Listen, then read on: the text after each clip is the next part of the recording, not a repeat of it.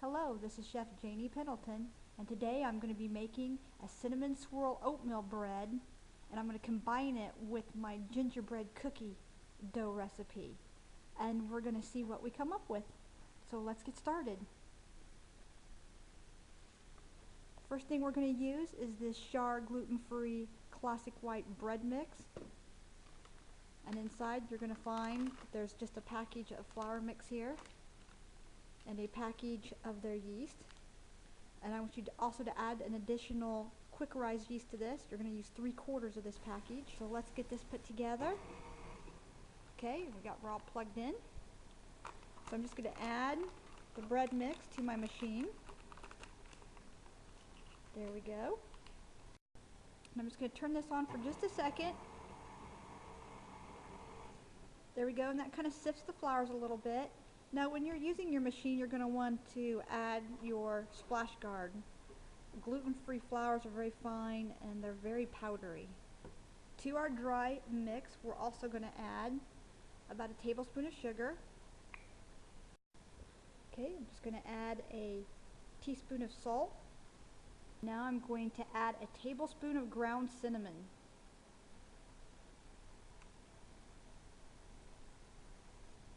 Okay. Turn that on as well. I'm going to add a half a teaspoon of ground ginger, and I'm going to add a half a teaspoon of ground cloves. Okay, we're just adding our half teaspoon of ground cloves. A couple shakes there. Yeah. Oh, that smells so good. I've added a half a cup of oatmeal or dry oats. I'm going to add about a tablespoon, a good heaping tablespoon of brown sugar. Now we've just heated our evaporated milk. We have 1 3/4 cups of evaporated milk here, and we've just heated this up to around 95 degrees.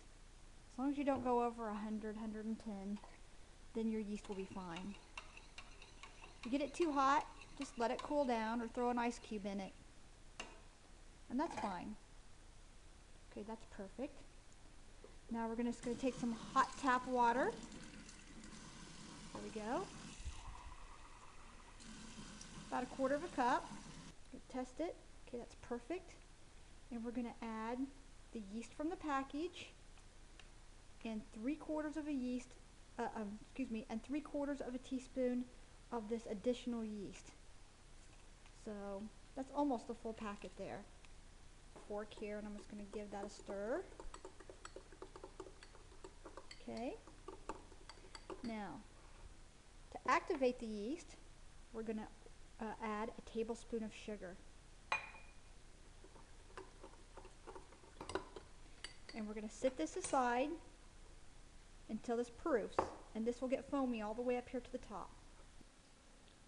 Okay, now I'm just going to add to my warm liquid here, my warm evaporated milk, I'm going to add 3.5 tablespoons, that's 3.5 tablespoons of vegetable oil. Okay, and now I'm just going to add a tablespoon of this grandma's molasses. As you can see, this is a nice dark molasses. There you go. Or you can add honey. You can add a tablespoon of honey to this instead if you'd like. Okay. And I like the way this tastes, so I'm just going to add a little bit more. There you go. Perfect. We're just going to give that a nice stir. Okay, we're going to check our temperature one more time. Perfect. And you can see my yeast has raised. And we're just going to add that right in there like that. Again, we're just going to take this solid fork here and we're just going to give that a stir. Now we've just turned our machine on and we're going to gradually add our liquids into our dry mixture. About 1/4 cup at a time. Okay, you can use the bread hook for this. Be sure and lock down your machine. More. And we're going to let this run don't think I need the whole thing in there.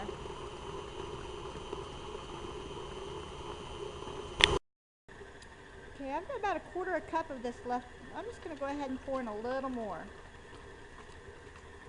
I think that's got a nice consistency to it right there. Okay, now we're just going to crank the speed up here, and we're going to let this for about 2 minutes.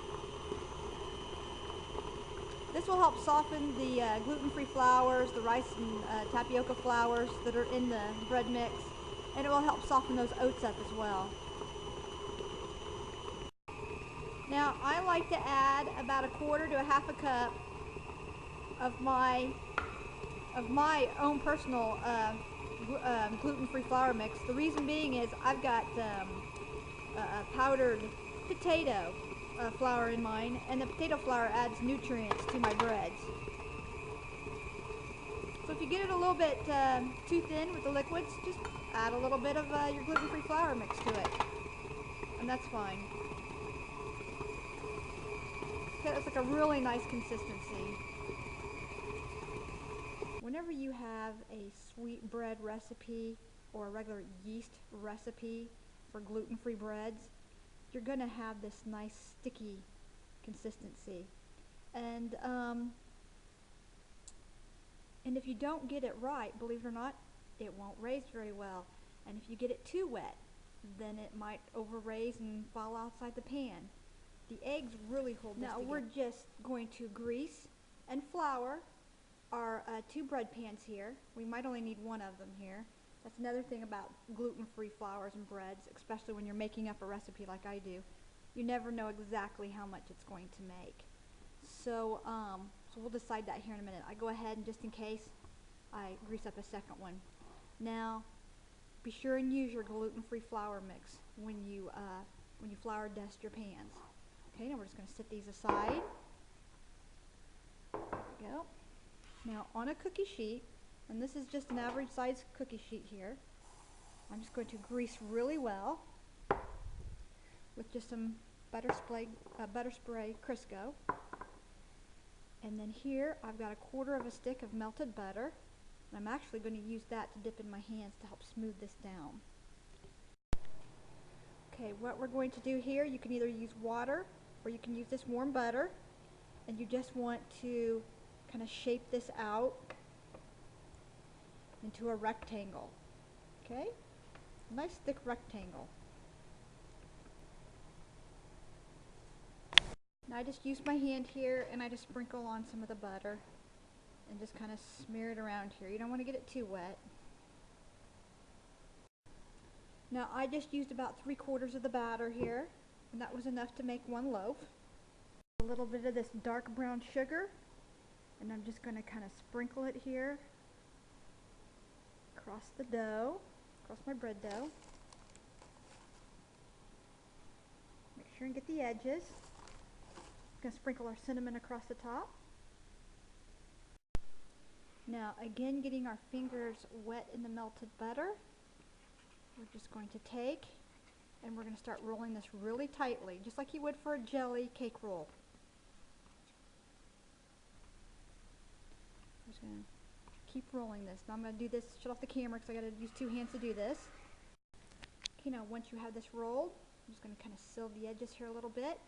I'm going to lift this up and place this in my pan. Now, using a little bit more of the butter or even some water to smooth down the top and give this a nice shiny smooth finish on the top. Just a little bit, it doesn't take much. Okay, I'm going to take this over to our stove. Remember, breads raise best at 80 degrees or above. So what I've done here is I have an auxiliary oven on my stove, and I've set it at around 100 degrees. I've opened the door before it got all the way up there because that's my lowest setting, and I'm just going to slide this in. And this feels perfect. As you can see, I can still touch things. If this is hot and you can still touch it, you know that you got the right temperature. Okay, and I'm just going to turn the oven back off again here, and we're going to let that raise in there for about 25 to 35 minutes, or until my bread is doubled. Now we're going to figure out a way to use the rest of this dough, and I'll probably put it here in the loaf pan. Okay, we're just going to check our bread, and you can see it's raising fine. So we're going to go ahead and set the oven at 350 degrees, and we'll bake this for probably 40 to 50 minutes. We're going to check on it. Like I said, I've never made this before. I just made up the recipe, so I figure I'll start at about 35 to 40 minutes and then start checking on it about every 5 to 10 minutes. Okay? Now I've pulled this out of the oven, and I'm just going to rub the top of it with butter, like so.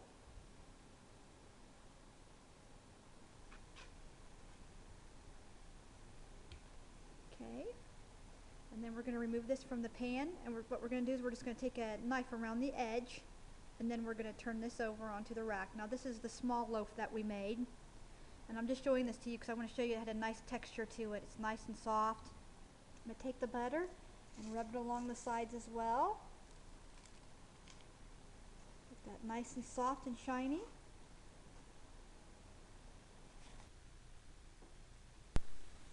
And here you have it, my cinnamon swirl oatmeal gingerbread. This is Chef Janie Pendleton for Gluten-Free Foods.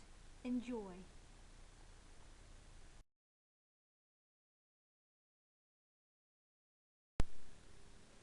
Now you want to slice this while this is still warm. And you can see this made a really nice tender bread. I'm really happy with the way it turned out. I'm not going to change anything about it. It tastes terrific. Not bad for a first try at just guessing. I've made enough bread though. I pretty much know what I'm doing as far as gluten-free breads go. And then what you want to do is you just want to take a sheet of plastic wrap.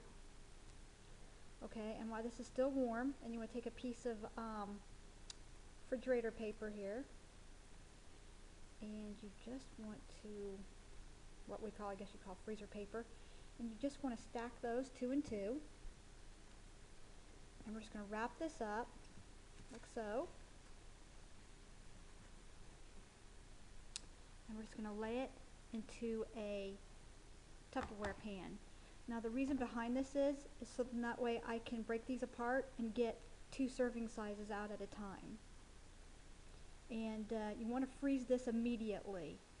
With gluten-free breads and some baked goods, you do have a problem with them drying out with just in a few hours, even in a Tupperware. So put it in the freezer, pull out what you need, and for the next 30 days, this is going to taste just like you baked it and out of the oven. Just thaw it or put it in the microwave for about 25 seconds, and or toast it. This is actually meant to be toasted. And some cream cheese would be delicious on this. Some whipped topping. Sky's the limit. This is Chef Janie Pendleton with my cinnamon swirl oatmeal gingerbread. Enjoy.